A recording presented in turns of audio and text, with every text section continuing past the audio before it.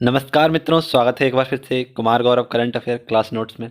और आज हम आपसे बात करेंगे 14 जनवरी 2022 के top most important current affair पर।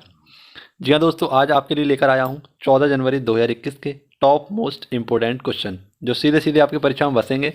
आप देख सकते हैं पहले ही क्वेश्चन से मैं सभी क्वेश्चन के कुछ अलग सी चीज़ें भी आपके लिए लेकर आता हूँ, तो आप पहला क्वेश्चन और दूसरा क्वेश्चन देखकर ही समझ सकते हैं कि कितना ज़्यादा इंपॉर्टेंट आपके लिए क्लास रहने वाला है। आपका स्टैटिक जीके काफ़ी मजबूत हो जाएगा इस वीडियो के माध्यम से, और करंट अफेयर तो आपका मजबूत हो ही रहा है। तो आइए शुरुआत करते हैं पहले क्वेश्चन की। और पहला क्वेश्चन हमारा पूछा गया है कि राष्ट्रीय युवा दिवस कब मनाते हैं। तो प्रतिवर्ष राष्ट्रीय युवा दिवस आपको पता है 12 जनवरी को मनाते हैं। ठीक है दोस्तों, क्योंकि 12 जनवरी 1863 को स्वामी विवेकानंद जी का जन्म हुआ था। और यह दिवस हम किसके रूप में मनाते हैं, तो राष्ट्रीय युवा दिवस के रूप में मनाते हैं। ठीक है, इसी के साथ आपको पता है कि अंतर्राष्ट्रीय युवा दिवस कब मनाते हैं, तो यह मनाते हैं 12 अगस्त को। ठीक है, और इस दिवस को मनाने की शुरुआत कब से हुई है, तो 1984 से इस दिवस को मनाने की स्टार्टिंग की गई है। राष्ट्रीय युवा दिवस स्वामी विवेकानंद जी के जन्मदिन के उपलक्ष्य में मनाया जाता है। तो आइए कुछ इंपॉर्टेंट फैक्ट स्वामी विवेकानंद से संबंधित हैं जो सीधे सीधे आपकी परीक्षा में फंसने वाले हैं, और एक एक पॉइंट आपको नोट डाउन करना है। तो आइए देखते हैं। स्वामी विवेकानंद से संबंधित सभी फैक्टों को लिख कर लेकर आया हूँ। देख सकते हैं आप किस प्रकार से मैंने आपके लिए मेहनत की है। तो आप एक बार इस क्वेश्चन को देखकर वीडियो को लाइक अवश्य करना, और यदि चैनल पर नए हों तो उसे सब्सक्राइब करना। देखना दोस्तों कि इनका जन्म कब हुआ था स्वामी विवेकानंद जी का, तो 12 जनवरी 1863 को स्वामी विवेकानंद का जन्म हुआ था। और राष्ट्रीय युवा दिवस 1885 से इसकी शुरुआत की गई है। ठीक है दोस्तों, बात करें यदि स्वामी विवेकानंद जी का जन्म, बचपन का नाम क्या था, तो नरेंद्र नाथ दत्त इनका बचपन का नाम था। 1893 में, कब, 1893 में यह शिकागो धर्म सम्मेलन में शामिल हुए। और इस शिकागो सम्मेलन को क्या कहा जाता है, तो पूरब से पश्चिम का मिलन कहा जाता है। ठीक है दोस्तों, 1897 में माननीय स्वामी विवेकानंद जी के द्वारा राम कृष्ण मिशन की स्थापना की गई थी। ठीक है दोस्तों, कब, तो 1897 में। इन्हीं के द्वारा एक शब्द का प्रयोग किया गया जिसका नाम था दरिद्र नारायण, जो गरीब को भगवान के रूप में मानते थे, और इन्हीं के द्वारा दरिद्र नारायण शब्द का प्रयोग किया गया था। इनकी एक शिक्षिका थी, और इनकी शिष्या का नाम था निवेदिता, जो कहाँ की थी, आयरलैंड की थी। स्वामी विवेकानंद को स्वामी विवेकानंद या विवेकानंद नाम किसने दिया था, तो आपको बता दें यह काफ़ी इंपॉर्टेंट क्वेश्चन है, और यह दिया था इन्हें अजीत सिंह। यह खेतड़ी झुंझुनू के शासक थे जिनके द्वारा विवेकानंद का नाम दिया गया था। इनकी एक फेमस पत्रिका है जिसका नाम है प्रबुद्ध भारत। ठीक है दोस्तों, प्रबुद्ध भारत इनकी प्रमुख पत्रिका है। और इनका निधन कब हुआ था, तो 4 जुलाई 1902 को इनका निधन हो गया था। कहाँ पर, तो बेलूर मठ। बेलूर मठ आपको पता है कि नरेंद्र मोदी जी के द्वारा यहाँ पर एक रात बिताई गई थी, और ऐसा करने वाले यह पहले प्रधानमंत्री थे। यहीं पर इनका निधन हुआ था बेलूर मठ में 4 जुलाई 1902 को। ठीक है दोस्तों, आपको याद रखना है। इसी के साथ आपको एक नोट में याद रखना है कि सत्यार्थ प्रकाश, अक्सर हम इसका जल्दी से क्वेश्चन लगा देते हैं स्वामी विवेकानंद, जबकि यह पत्रिका किसकी है, तो स्वामी दयानंद सरस्वती की है सत्यार्थ प्रकाश। तो आपको इतने सारे फैक्ट स्वामी विवेकानंद से याद रखने थे जो आपके लिए मैं लिख कर लेकर आया हूँ, आपके लिए मेहनत करके लिख कर लेकर आया हूँ। ठीक है, तो आइए देखते हैं क्वेश्चन नंबर 2 क्या कहता है, और इसमें भी इसी प्रकार से आपको बहुत सारी जानकारी मैं देने वाला हूँ। क्वेश्चन नंबर 2 है हमारा, वेरी इंपॉर्टेंट क्वेश्चन है आगामी परीक्षाओं की दृष्टि से, तो आप इनको जरूर देखें। पूछा गया है कि अंतर्राष्ट्रीय मुद्रा कोष यानी आईएमएफ का नया मुख्य अर्थशास्त्री कौन बनाएगा है। तो आपको पता है कि इंटरनेशनल मॉनेटरी फंड, इसमें पहले जो चीफ इकोनॉमिस्ट थी वह भारत की थी, उनका नाम था गीता गोपीनाथ। ठीक है दोस्तों, अब हाल ही में आईएमएफ के जो नए मुख्य अर्थशास्त्री बनाए गए हैं वे कौन हैं, तो आपको याद रखना है पियरे ओलिवर गोरीचंस। ठीक है, आपको याद रखना है कि पियरे ओलिवर गोरीचंस अब आईएमएफ के नए चीफ इकोनॉमिस्ट होंगे। ठीक है दोस्तों, अब आईएमएफ आया है, तो आईएमएफ से संबंधित आपके लिए इतने सारे फैक्ट मैं लिख कर लेकर आया हूँ जो सीधे सीधे आपकी परीक्षा में बनने वाले हैं, और आपकी परीक्षा की दृष्टि से बेहद इंपॉर्टेंट है। तो आइए मित्रों देखते हैं आईएमएफ से संबंधित कुछ इंपॉर्टेंट फैक्ट। देख सकते हैं आप दोस्तों, इंटरनेशनल मॉनेटरी फंड, ठीक है, इसकी स्थापना कब हुई थी, तो ब्रेटन वुड्स सम्मेलन के तहत आईएमएफ की स्थापना हुई थी, और इसी को अंतर्राष्ट्रीय मुद्रा कोष के नाम से जाना जाता है। 1944 में इसकी स्थापना ब्रेटन वुड्स सम्मेलन के तहत हुई थी। ठीक है, मॉनेटरी फंड, ठीक है दोस्तों, आप याद रखना मॉनेटरी फंड, यहाँ पर TRY और कर लेना। इसका हेडक्वार्टर कहाँ पर है, तो इसका हेडक्वार्टर वाशिंगटन DC यानी अमेरिका में है। और इसमें कुल सदस्य देशों की संख्या है 190 और हाल ही में इसका 190वां देश बना था एंडोरा। इसकी अध्यक्ष कौन है? तो क्रिस्टलिना जॉर्जिवा आईएमएफ की हेड हैं। आपको पता है कि यहाँ पर मुख्य अर्थशास्त्री कौन थी? तो गीता गोपीनाथ थी, परंतु अब इसकी जो इकोनॉमिस्ट हैं वो बदल चुके हैं। ठीक है, आपको पता है कि आईएमएफ की एक मुद्रा है और उस मुद्रा का नाम है एसडीआर। ठीक है, जो से गोल्डन करेंसी के नाम से भी जाना जाता है। इस आईएमएफ की मुद्रा में कौन कौन सी मुद्राएं शामिल हैं? तो डॉलर, पाउंड, यूरो, येन और जिसे हम रेवनवी के नाम से जानते हैं युआन, यह भी शामिल है। तो इतने सारे फैक्ट आपको किससे याद रखने हैं? आईएमएफ से। ठीक है दोस्तों, यदि वीडियो पसंद आ रही हो तो लाइक शेयर अवश्य करें और दोस्तों के साथ इसे शेयर करना ना भूलें। चैनल पर यदि नए आए हों तो उसे सब्सक्राइब करें और अपने दोस्तों के साथ इस वीडियो से इन्हें जोड़ें। ठीक है दोस्तों, आइए शुरुआत करते हैं नेक्स्ट क्वेश्चन की। क्वेश्चन नंबर 3 है हमारा, मानव संचालित एंटी टैंक गाइडेड मिसाइल।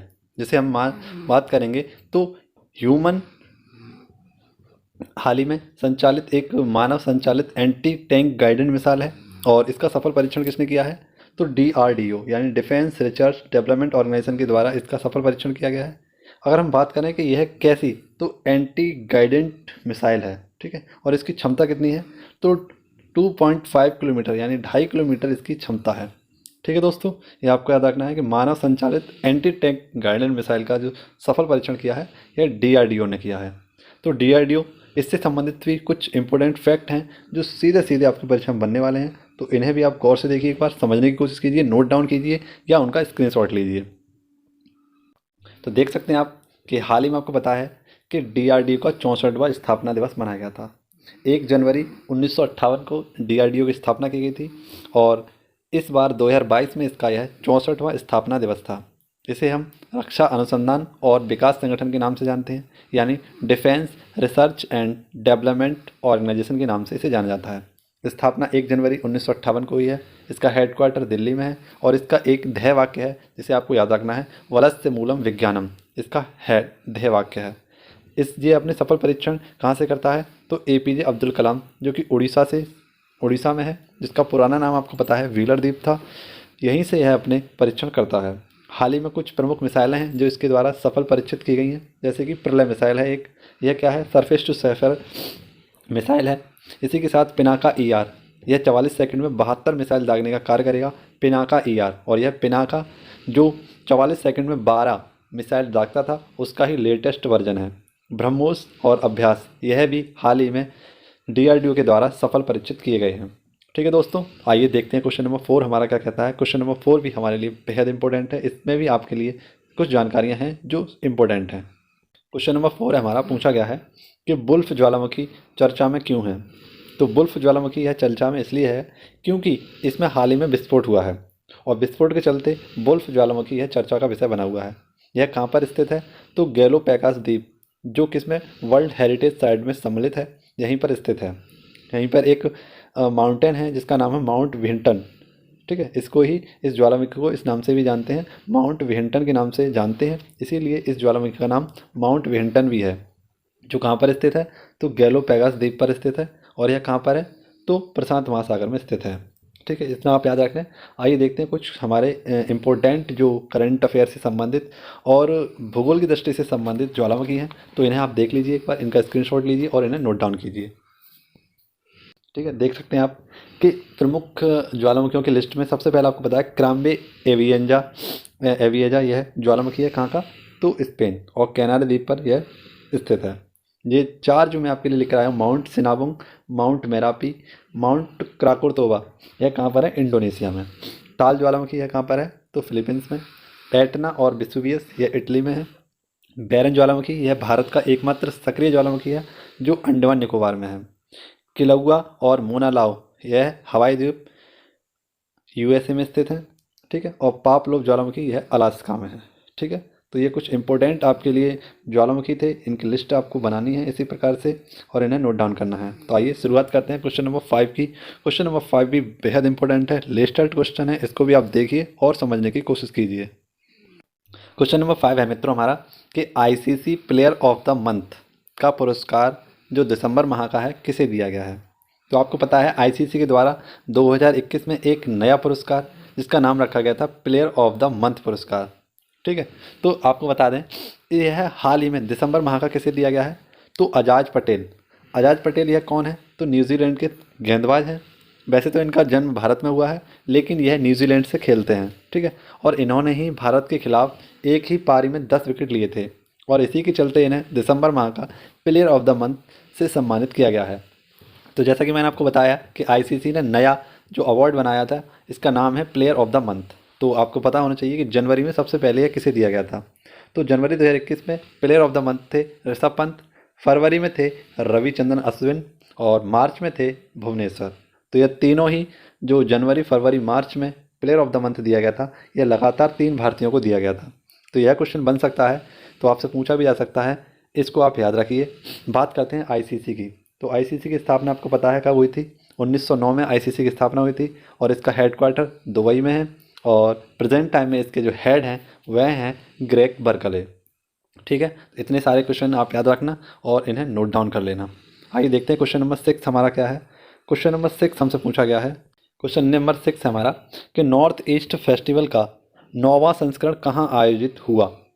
तो आपको पता है नॉर्थ ईस्ट, और नॉर्थ ईस्ट में आपको पता है गुवाहाटी असम में यह फेस्टिवल आयोजित किया गया है, जिसका 9वां संस्करण है, ठीक है। यह वैसे तो दिल्ली में प्रस्तावित था, लेकिन ओमिक्रॉन के बढ़ने के कारण इसे कहाँ पर स्थानांतरित कर दिया गया? तो गुवाहाटी असम में। और इसका आयोजन कहाँ चल रहा है? तो गुवाहाटी असम में इसका आयोजन होने वाला है, नॉर्थ ईस्ट फेस्टिवल का 9वां संस्करण, ठीक है।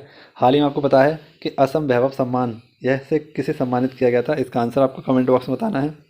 नेशनल पार्क असम में 7 हैं। कौन कौन से नेशनल 7 हैं इनमें आपको बताना है? देहिंग पटगई, डिब्रूगढ़, काजीरंगा, मानस, रायमोना, नामेरी और ओरांग। यह 9 आपको पता है, माफ़ करना 7 जो असम के नेशनल पार्क हैं, सीधे सीधे आपसे पूछ जाएंगे। वहीं पर आपको याद रखना है क्वेश्चन कि भारत का नवीनतम जो नेशनल पार्क है वो कौन सा है? तो देहिंग पटगई, ठीक है। देखते हैं क्वेश्चन नंबर 7, और इसमें आपके लिए लेकर आया हूँ केरल स्पेशल संबंधित कुछ फैक्ट। तो इस क्वेश्चन को आप बहुत गौर से देखना, काफ़ी इंपॉर्टेंट क्वेश्चन रहने वाला है।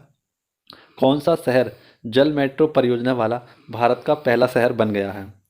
तो मित्रों आपको बता दें कि जल मेट्रो परियोजना जल में मेट्रो से संबंधित है कि इसमें 23 इलेक्ट्रिक नाव बनाई गई हैं, जो किसके द्वारा? तो कोच्चि शिपयार्ड लिमिटेड के द्वारा इन्हें बनाया गया है। और इसमें हेल्प इसने किया है? तो जर्मनी ने इसमें हेल्प किया है, ठीक है। और इसमें पहली जो हमारी जल मेट्रो है यानी नाव है, यह है कहाँ पर? तो कोच्चि से स्टार्ट की गई है, और इसी वजह से यह चर्चा का विषय बना हुआ है। आपको जानना जरूरी था, और इन क्वेश्चन को मैं आपके लिए लिख कर लेकर आया।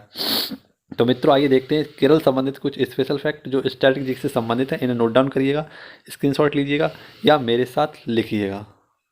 तो ये आप देख सकते हैं केरल स्पेशल कुछ फैक्ट हैं आपके लिए, जैसे कि यहाँ के सीएम हैं पिनरई विजयन, यहाँ की राजधानी है तिरुवनंतपुरम, लोकसभा सीटों की संख्या है 20, राज्यसभा सीटों की संख्या है 9, और विधान सभा सीटों की संख्या है 140+1। यहाँ पर कुल जिलों की संख्या है 14। कितनी दोस्तों?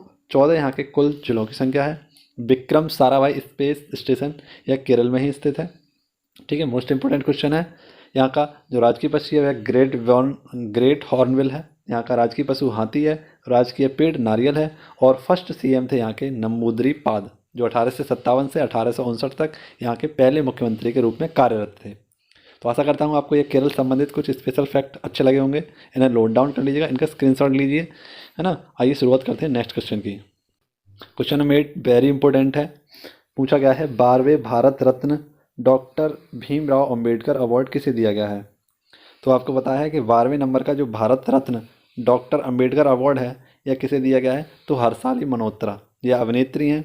आपने एक मूवी देखी होगी बजरंगी भाईजान, जिसमें पाकिस्तान की एक छोटी सी बच्ची भारत में आ जाती है और उसका नाम था मुन्नी। यह उसी को दिया गया है 12वें नंबर का भारत रत्न डॉक्टर अंबेडकर अवार्ड। अब भारत रत्न की बात आई है, तो भारत रत्न की स्थापना कब हुई थी? 2 जनवरी 1954 को, और पहली बार में यह 3 लोगों को दिया गया था। तो आपको कैसे याद रखेंगे? सी सी सी, तो सीवी रमन, सी राजगोपालाचारी और सर्वपल्ली राधाकृष्णन को यह पहली बार भारत रत्न से सम्मानित किया गया था, ठीक है दोस्तों। 2020 और 2021 में यह किसी को नहीं दिया गया है, ठीक है दोस्तों। अब देखते हैं 2022 में किन किन को मिलता है, जबकि 2019 में यह भी 3 लोगों को दिया गया था, प्रणब मुखर्जी, ठीक है, नानाजी देशमुख, और इसी के साथ आपको याद रखना है भूपेन हजारिका को यह अवार्ड दिया गया था, ठीक है, तो ये कुछ फैक्ट थे आपके लिए मुँह ज़बानी जो मैंने आपको बताए हैं, इन्हें भी आप नोट डाउन कर लीजिएगा। एक क्वेश्चन है आपके लिए कि 51वां दादा साहिब फाल्के अवार्ड यह किसे दिया गया है? तो रजनीकांत को। और इसी में आपको याद रखना है कि film personality of the year यह कौन है? हेमा मालिनी और प्रसून जोशी। ठीक है मित्रों, देखते हैं क्वेश्चन नंबर 9 हमारा क्या कह रहा है। क्वेश्चन नंबर 9 है हमारा, पूछा गया है कि जनवरी 2022 में जारी हेनले पासपोर्ट इंडेक्स 2022 का Q1 जारी किया गया है। और इसमें आपको बता दें कि जो हेनले पासपोर्ट इंडेक्स है यह साल में 4 बार जारी किया जाता है। ठीक है दोस्तों, 3-3 महीने के गैप से इसे जारी किया जाता है और एक साल में 4 बार। ठीक है, और इसका Q1 जनवरी 2022 में जारी किया गया है। तो देखते हैं इसमें भारत की रैंक क्या रही है और टॉपर कौन रहा है। तो आप देख सकते हैं यहाँ पर टॉपर 2 देश रहे हैं, कौन कौन से? जापान और सिंगापुर। वहीं बॉटम में 111वें स्थान पर रहा है अफगानिस्तान। और भारत की इसमें रैंक रही है इस बार 83। ठीक है, यानी भारत 60 देशों में बिना वीज़ा के आ जा सकता है। और वहीं पर जापान यदि हम बात करें तो 192 देशों में बिना वीज़ा के जा सकता है। और इस सूचकांक में बताते हैं कि किसका जो पासपोर्ट है कितना ज़्यादा मजबूत है, इस इंडेक्स के माध्यम से बताया जाता है। तो कुछ इम्पोर्टेंट इंडेक्स की लिस्ट आपके लिए लेकर आया हूँ जो 2021 और 2020 से संबंधित हैं। तो इन्हें भी हम देखते हैं और समझने की कोशिश करते हैं। कुछ इम्पोर्टेंट आपके लिए टॉप इंडेक्स हैं, जैसे कि भ्रष्टाचार धारणा सूचकांक, इसमें भारत की रैंक क्या है? 86। ग्लोबल हंगर स्ट्रेंथ, इसमें है भारत की 101वीं रैंक ग्लोबल हंगर इंडेक्स। और ईज ऑफ डूइंग बिजनेस, इसमें भारत की रैंक है 63। ह्यूमन डेवलपमेंट इंडेक्स, इसमें है भारत की रैंक 131। विश्व खुशहाली इंडेक्स, इसमें भारत की रैंक है 139। वहीं पर ग्लोबल पीस यानी वैश्विक शांति में भारत की रैंक है 135वीं। और 142वीं रैंक है भारत की प्रेस फ्रीडम इंडेक्स। वहीं पर बौद्धिक संपदा यानी इंटेलेक्चुअल प्रॉपर्टीज़ में भारत की रैंक है 40वीं। और ग्लोबल फायर पावर इंडेक्स में भारत की रैंक है 4थी। तो कुछ इंपॉर्टेंट आपके लिए इंडेक्स थे जो सीधे सीधे बनने वाले हैं परीक्षाओं में। तो मोस्ट इंपॉर्टेंट ये आपके लिए इंडेक्स रहने वाले हैं, इन्हें आप रिपीट करें, बार बार नोट डाउन करें, लिखें, स्क्रीनशॉट लें और पढ़ें। ठीक है दोस्तों, आइए देखते हैं क्वेश्चन नंबर 9 हमारा क्या कहता है और उसके बाद देखेंगे हम अपना आज का लास्ट क्वेश्चन। माफ़ करना मित्रों, ये हमारा लास्ट क्वेश्चन ही है। 9 पर हम चर्चा कर चुके हैं। तो क्वेश्चन नंबर 10 है कि 15 से 18 वर्ष की आयु वर्ग के बच्चों का टीकाकरण करने वाला भारत का पहला राज्य या केंद्र शासित प्रदेश बन गया है। तो बहुत ही छोटा सा क्वेश्चन आपको याद रखना है, लक्षद्वीप। और यहाँ पर जो यदि हम बात करें कि 15 से 18 वर्ष के जो कुछ बच्चे हैं जिनमें हम लगभग 3500 बच्चों को मानकर चलें, तो यहाँ पर कुल बच्चों की संख्या है 3500। ठीक है, जिनको क्या कर दिया गया है, लगभग बता रहा हूँ, वैसे तो थोड़ी 4-5 कमी है, लगभग 3500 के अंतर्गत मैं लेकर चल रहा हूँ। तो यहाँ पर बच्चों को टीकाकरण लगाया गया है। ठीक है, और इसीलिए पहला लक्षद्वीप क्या बन गया है? तो 15 से 18 वर्ष के वर्ग के आयु के बच्चों को टीकाकरण करने वाला पहला केंद्र शासित राज्य बन चुका है। लक्षद्वीप की बात करें तो यह प्रवाल भित्ति निर्मित एक राज्य है ना, यूटी है। और यहाँ की राजधानी है कवरत्ती, जो यहाँ की काफ़ी रिहायशी इलाकों में से एक है लक्षद्वीप की। ठीक है, आपको पता है कि टीकाकरण, बच्चों का टीकाकरण भारत में 3 जनवरी 2022 से स्टार्ट किया गया था। देखते हैं आज का हमारा फूल पत्ती वाला सवाल क्या है, इसका आंसर आपको कमेंट बॉक्स में बताना है। पूछा गया है जनवरी 2022 में किसे कृषि लागत एवं मूल्य आयोग यानी CACP का अध्यक्ष नियुक्त किया गया है। ठीक है, इसका आंसर आपको कमेंट बॉक्स में बताना है। देखते हैं कल वाले क्वेश्चन का आंसर क्या है हमारा। कल वाला क्वेश्चन है हमारा कि किस संगठन द्वारा वर्ल्ड पॉपुलेशन रिपोर्ट 2021 जारी की गई थी। तो इसका राइट आंसर हो जाएगा ऑप्शन सी, माफ़ करना ऑप्शन बी, UNPC। ठीक है, यूनाइटेड नेशन पॉपुलेशन काउंसिल के द्वारा वर्ल्ड पॉपुलेशन रिपोर्ट 2021 जारी की गई थी। ठीक है, यदि वीडियो आपको पसंद आई हो, अच्छी लगी हो, वीडियो क्वेश्चन, वीडियो के फैक्ट अच्छे लगे हों, वीडियो में जो मेहनत की गई है आपके लिए वो पसंद आई हो, तो वीडियो को एक बार लाइक करके दोस्तों के साथ शेयर करना ना भूलें, जिससे कि मैं आपके लिए डेली करंट अफेयर नोट्स और भी अच्छे तरीके से आपको प्रोवाइड करा सकूं, आपको दे सकूं। ठीक है, तो इसी के साथ आपसे मिलेंगे नेक्स्ट वीडियो में। तब तक के लिए घर पर रहें, सुरक्षित रहें और मास्क लगा कर रहें।